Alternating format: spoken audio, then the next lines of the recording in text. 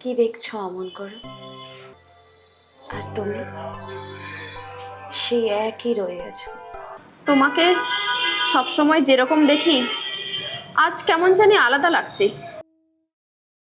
তাছাড়া ওই ছবির ব্যক্তিটাই বা কে? ওর নাম অনিমেষ। অনিমেষ আমার জীবনে আসে পুরো ধূমকেতুর মতো।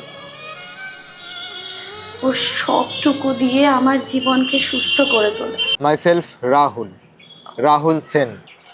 রাহুলের স্টাইল, ওর কথা বলার ধরন আমাকে ওর প্রতি আকর্ষিত করলো। নীলের গান, তোমার চোখে স্বপ্ন দেখেছি, ভালোবাসার অপার প্রাণ।